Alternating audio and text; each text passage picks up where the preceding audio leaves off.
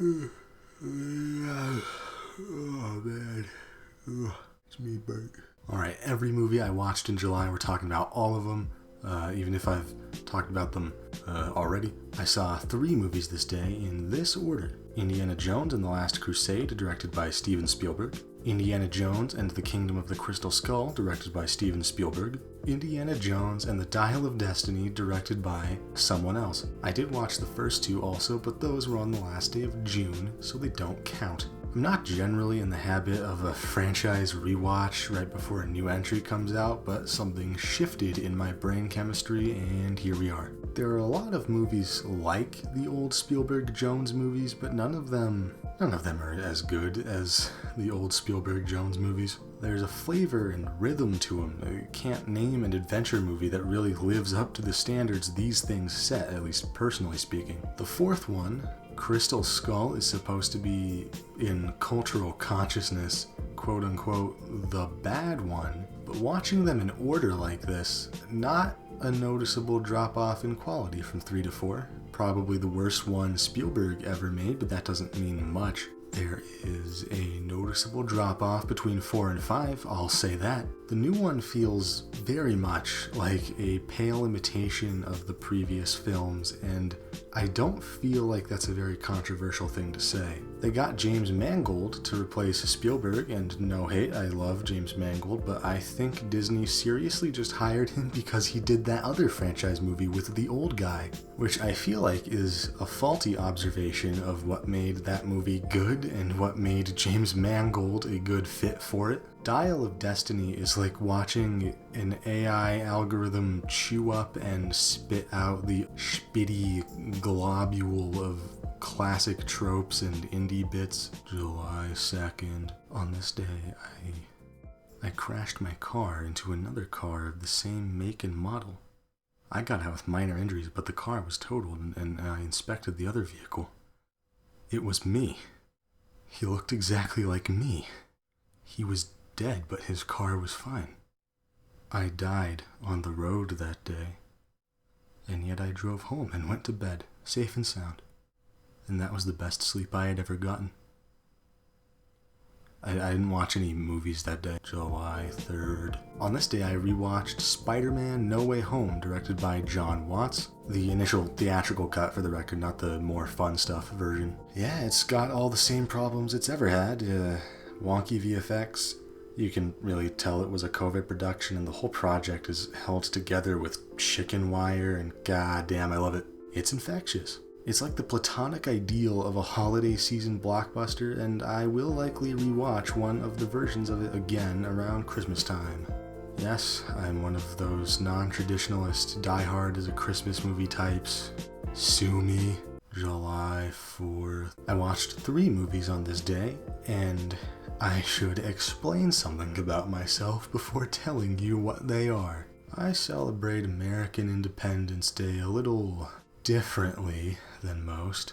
I don't do fireworks or sparklers. I watch Adam Sandler movies on the 4th of July.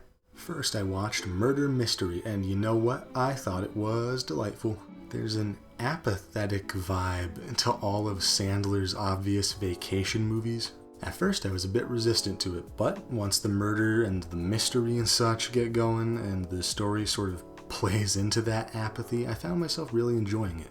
I'll try not to spoil anything heavily today, but I was having fun with how much murder was in this movie. A murder mystery might be afraid of shaving down its suspect list, but this is some Netflix comedy they were making so Adam Sandler could ride passenger in a Ferrari again, so bodies just drop whenever, and I love that. Then I watched The Week Of. This one is kind of also a Chris Rock movie, and you get the sense that they're both trying with this one, like trying to make a good film. And you know what?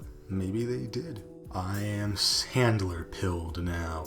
The last one I watched was The Do-Over, which was probably my least favorite of Adam's offerings for me this year. It's more about David Spade's character, which was disappointing, and like how Murder Mystery was their apathetic comedy take on a whodunit, this one is an apathetic comedy take on a spy movie? I don't know, it just didn't hit like the other two.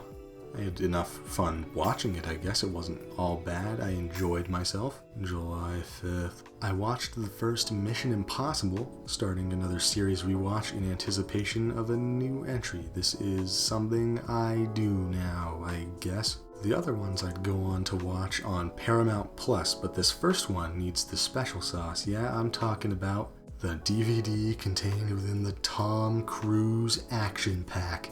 That's the DVD you're seeing on screen, by the way. Look at it in all its serviceable glory. As for the movie itself, what do you want me to say? It's like the best spy movie ever. July 6th. On this day, I had a hallucinatory journey into the darkest pits of the self where I experienced ego death of the highest order, visually represented by a bloody duel to the death that I had with my own shadow. As you can imagine, I didn't have time to fit in a movie. July 7th. Rewatched the next 3 M:I films. We're talking 2, 3, for Ghost Protocol. There are people out there who would imply one or more of these films are bad. There is no Mission Impossible film that doesn't at least kinda super rip. While 3 is probably my least favorite since it doesn't have some of that flavor the one succeeding it has, and the action doesn't quite engage me the way the others do, it still has all the wicked spy antics I love, still looks great. It really invests a lot into doing some of the things I had problems with in the second film better. Also, I love the second Mission Impossible. When I first watched it years ago, I did not feel this way, but this time it really just clicked. Cheese is delicious. The first half is admittedly still pretty rough, but when it starts to pay off all the stuff it was struggling to set up, this movie takes it to the stratosphere. God bless John Woo. Ghost Protocol is the one where they start really playing up Tom Cruise's death wish. This one's really in tune with the fun, hokey elements of being a movie about a fictional spy organization, something the third one kind of gets away from. Still all bangers.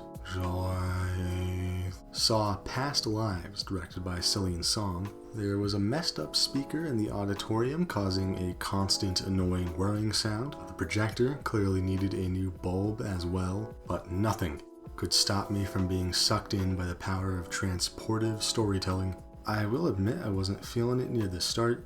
Felt kind of rough in the beginning, but it sneaks up on you. This film is quietly crushing. It's all very low-key, and the complicated emotional journeys these two main characters go on is executed so well, and the script and the performances too. I expect to not see these two's names at the Oscar ballots next year and get really mad about it. One other thing, in the film, the husband character writes a book named Boner, and we never find out what it's about. In the movie Ant-Man and the Wasp's Quantumania, much better film by the way, Ant-Man writes a book, and that's a real product you can buy in the real world, so I guess what I'm saying, A24 shop, give me Boner.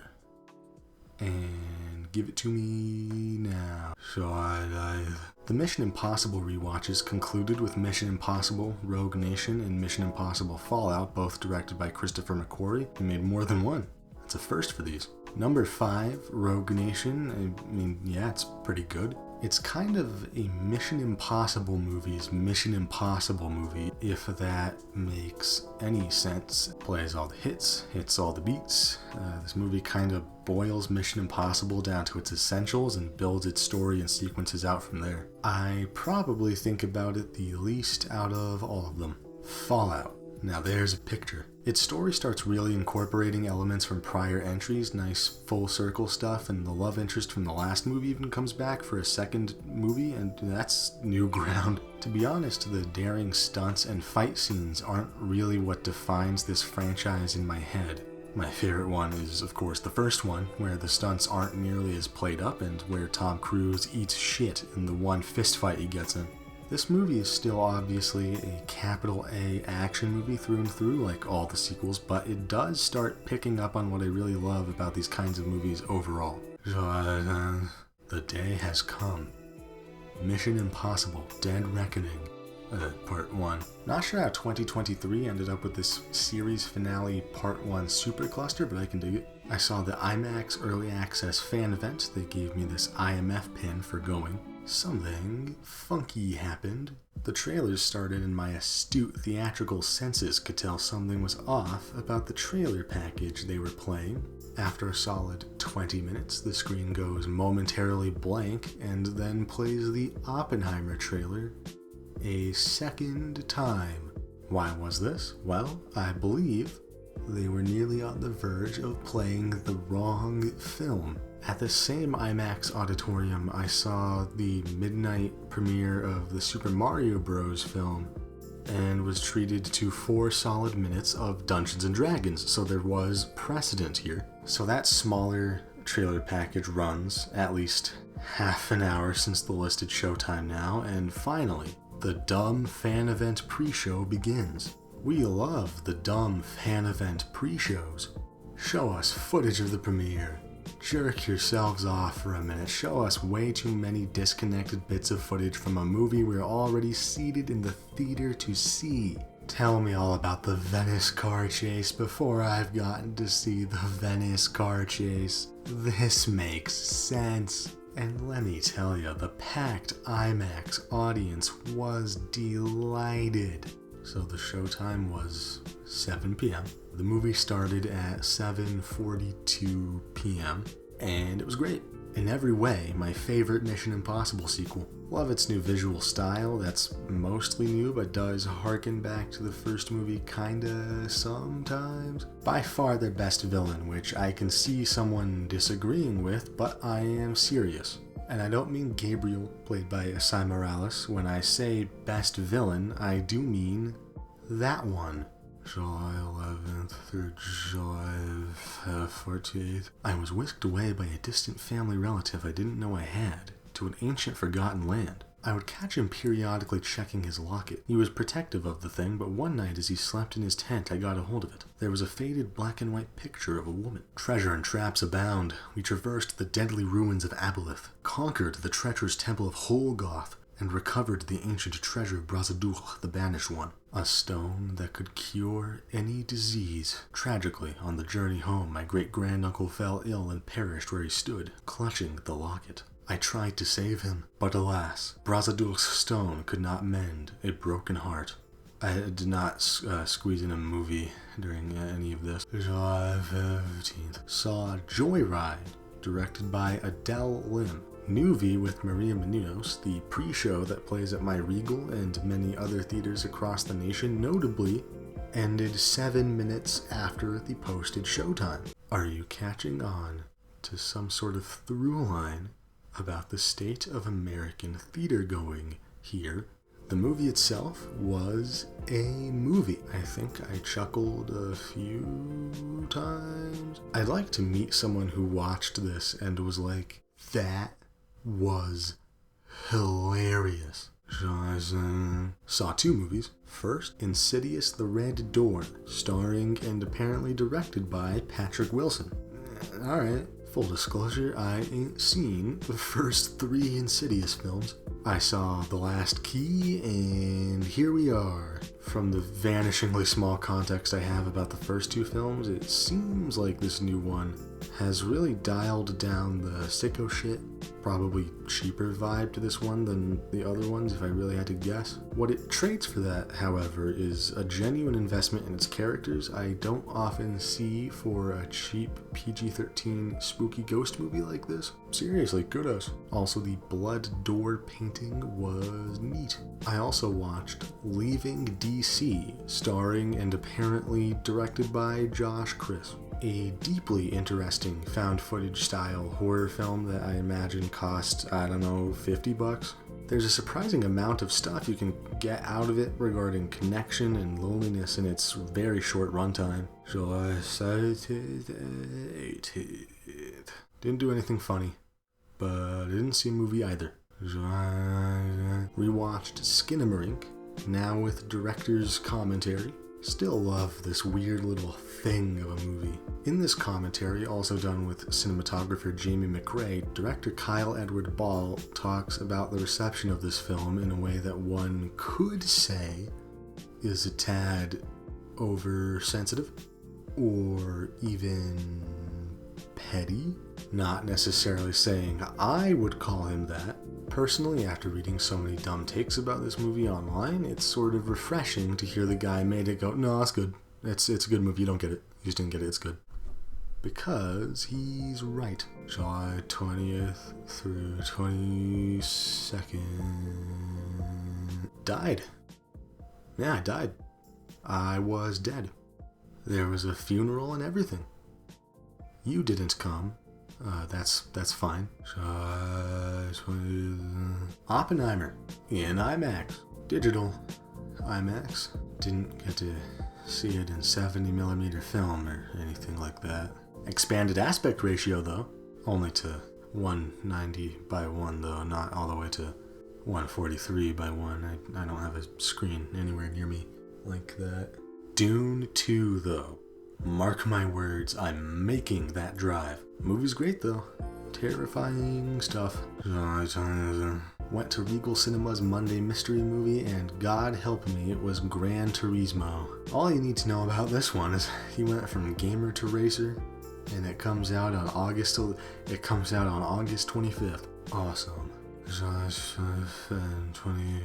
Got abducted by aliens this time. Yeah. Turns out when you get abducted by aliens, they put you in the pod. And they put you in the pod. You can't watch movies in the pod. Saw Barbie. Yes, I didn't do the double feature. Whatever. Sorry. Sue me into the ground. Ruin me financially. Leave me homeless and destitute on the side of the road. Reduced to a mewling beggar. Shoot me point blank in the head and kill me. You idiot. Everyone knows movies are outlawed on July 28th. You stupid fish-brained moron. I hate you. Do you know that? I hate you as a person. 2 movies today. I watched Dave Franco's, yes, that one, The Rental, because a YouTuber told me to. This kind of movie is my jam. There's a lot of low-key, slow burn stuff. A lot of the horror, at least earlier on in this horror movie, seems entirely derived from being stuck in a place with people who suck. There's a lot of focus put on little awkward moments, the way things are communicated, and the visual style is great. They really have fun shooting this location, and it's so bleak. I think I kinda love it. Thank you, Dave Franco. I forgive you for all the movies you acted in. I then had a moment of weakness and watched The Starving Games. We can move on. We don't have to talk about this. July 30th, the aliens returned. But this time, I was ready. Also, I didn't watch any movies. Sorry. Just capping things off. Teenage Mutant Ninja Turtles, Mutant Man. Saw this in 4DX 3D. There were 2 babies. I think that should be a crime. I do not think an infant should be admitted into a theater where the chairs do what they do in a 4DX auditorium. But that's cool, mama, you do you. Trying to save my words on the movie itself, but it's good. Very good. Gooder than I thinked it would be. There was also behind me a kid and a set of parents, and I don't want to be presumptuous, but sometimes you overhear some people in public and you just think, yeah, they wish they didn't keep that baby. They don't like that they're parents. And on that note, we are done here. What did you see in the month of July? Do you have a kid you wish you aborted? Tell me in the comments.